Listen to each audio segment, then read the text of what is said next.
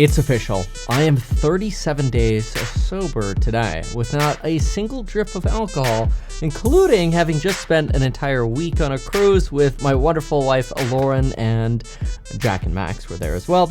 Not a single drip on a cruise. In this video, we're going to go through these 7 things that have changed for me after these last 37 days. And I want to give you a heads up on, do I plan to continue this or not? Also, in the meantime, forgive the gloves. Quite frankly, they're full of black. My hands are full of black paint, and I think the black paint looks more ridiculous than the gloves. So we'll go for the gloves, at least until I get the black paint off. I didn't have any lacquer thinner around or mineral spirits. Not that you should be using that on your hands anyway, but let's stay on track. Which, speaking of being on track, that is the first big benefit that I found of no alcohol. It keeps my team and my employees on track. So maybe you're not an employer, but I'm sure you collaborate with other people or you work with people on your team. And one of the things that I personally have found is when we're not constantly thinking about, oh, let's have a shot at 3 or let's have a beer at 5, we're actually able to wake up earlier, be more productive at work, and get more done. And instead of socializing around alcohol, we're finding other things to socialize around, like shooting semi-shotguns, because that's fun. Just an example, though. But I used to have this mentality of the harder you work, the harder you get to play. But the problem was I kind of turned into a fool during that play part. So for at least some of the day, I was a clown or an idiot. And with 7 children and multiple companies to run, I can't ever look like a fool. So no alcohol is one of the easiest changes that I could make to maximize the odds of never looking like a fool. Because I'll tell you, one of the things with alcohol is even after just 1 drink, certainly after 3 drinks, it's over after that, almost 4 drinks, that's kind of when you hit the slippery slope of you're not going to stop yourself anymore. That's when you do one wrong thing and you ruin a career. You say one wrong thing, you ruin a relationship. You insinuate something, you lose your job. Whatever. So, while I'm not saying that everybody should not drink, I'm simply saying this is one of the big benefits that I've found. And maybe other people are just more capable of balancing that relationship. But personally, I never found myself so good at it. For me, it was sort of always like, all right, the workday's over, let's drink. And then you kind of fall asleep when you're done drinking. And that was sort of the end of drinking, when you fall asleep. That's probably a sign that maybe you've gone a little too hard. Now, a second thing that has been a benefit of stopping drinking has actually been reduced anxiety. Now, this was ironic. See, because I drink a lot of coffee, and everything you read on the internet says, oh, coffee makes you anxious. And so I would drink 5 cups a day or more sometimes, and I still do.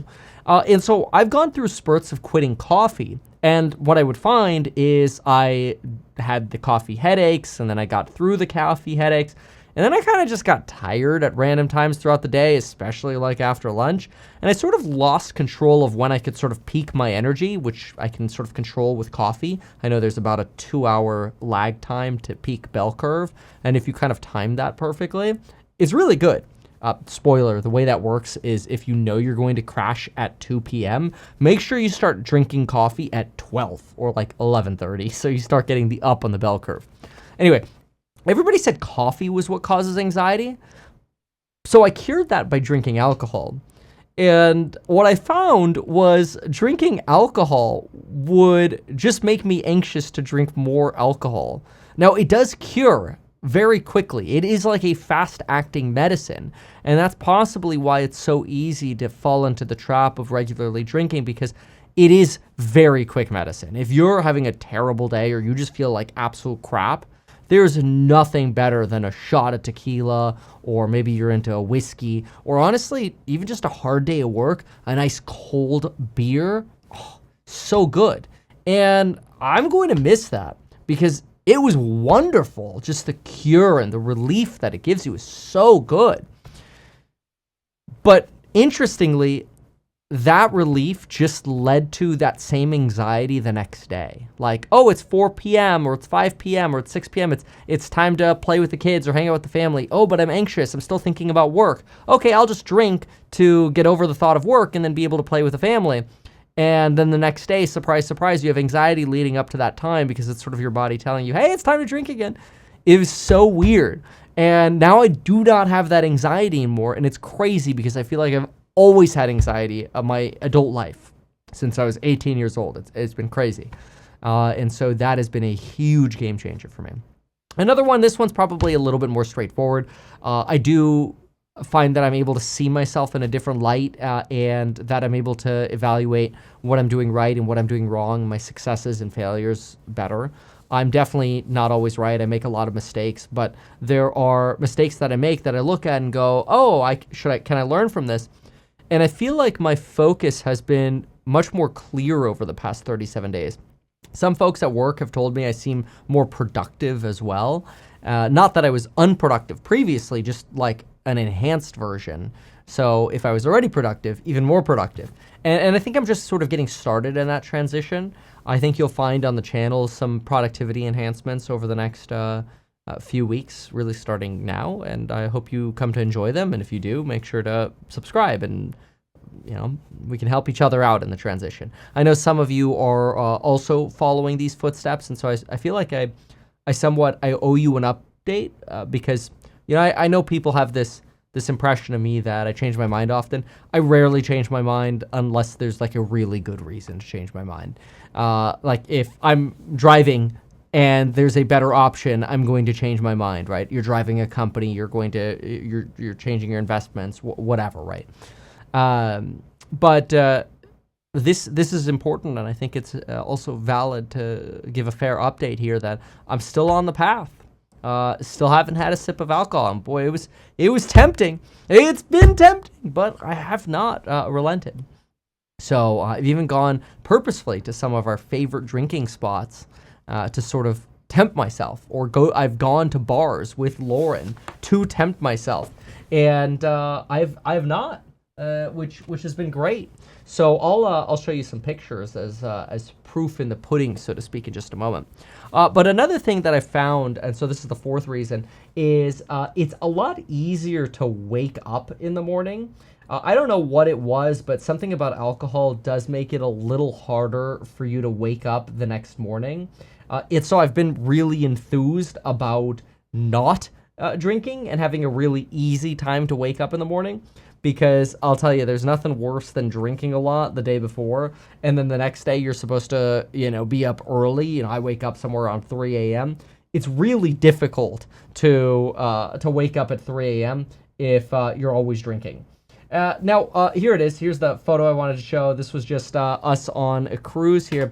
We actually went to this Star Wars lounge, which was really cool. It's called the Hyperspace Lounge. It's aboard a Disney cruise.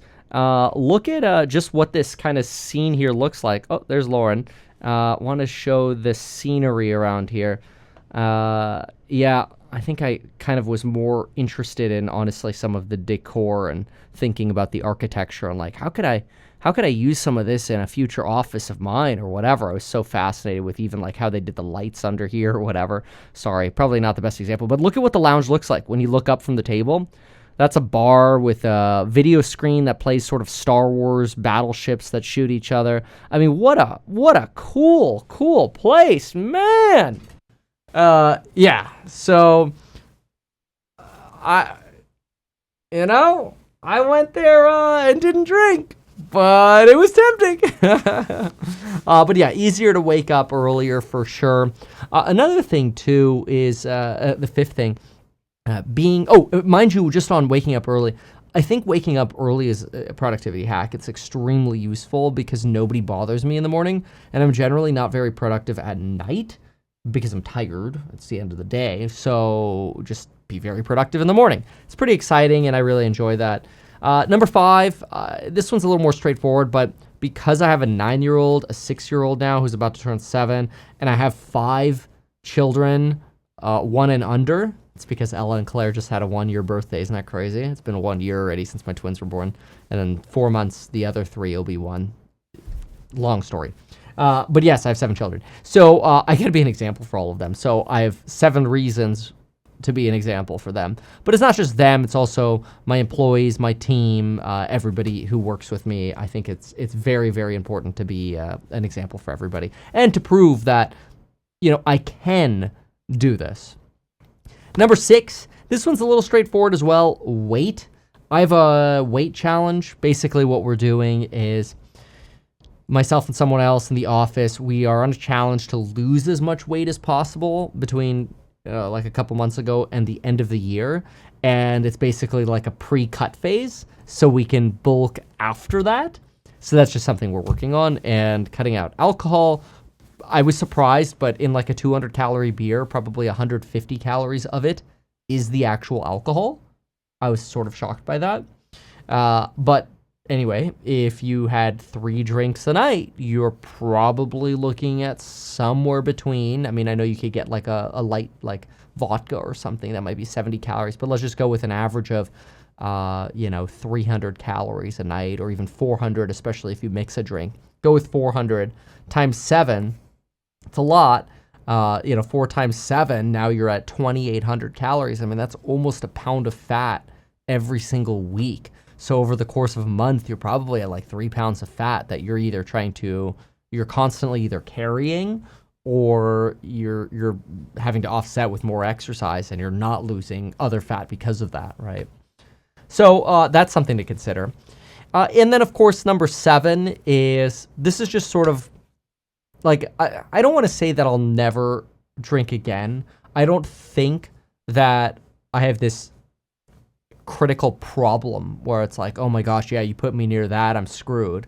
And so I do think that there'll probably be times that it makes sense to, after a certain period of time, to be able to celebrate with friends or family or whatever, to have a drink or two. I think what I found, and I'm not there yet, I probably want to get to at least the new year, honestly. And then even in the new year, then I'll be at 90 days or something like that, 97 days or something. Maybe I'll go for 100, right? And then we'll just see. What reasons do I have to celebrate in the new year? My birthday in January is not going to be one. I know that is a celebrated reason, but that's not a big deal for me. I generally don't love my birthday. It's like, oh, I'm older now. But anyway, so, but everybody's different, and that's okay. But yeah, I think, I think it's like, if there's a really serious problem, it makes sense to stay away, because one drink will just lead to another, and then you kind of get back into the daily habit. I don't think I'm of that problem, but I don't know. I guess let's get through the first 100 first, and then see. The downside is I feel like it's a very slippery slope, and so I just want to be candid about that. I do worry that, like, if you do go, oh yeah, okay, I'll have a drink with you, and you're just sort of like easy, then everything becomes a reason to drink again. Oh yeah, let's go to the bar and get drinks. Oh yeah, let's go, to a date night and have drinks. And then it's just every occasion all of a sudden becomes drinks again. And then before you know it, it just turns daily again, because otherwise you'll have the anxiety again. So, yeah, that's not good.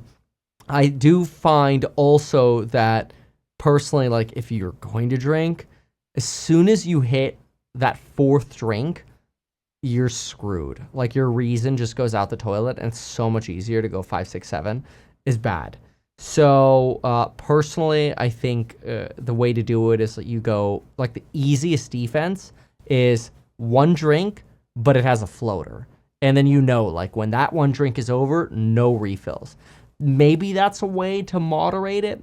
But again, I just feel like you're making deals with the devil, frankly, and I have no intentions or plans to go back to drinking at this point.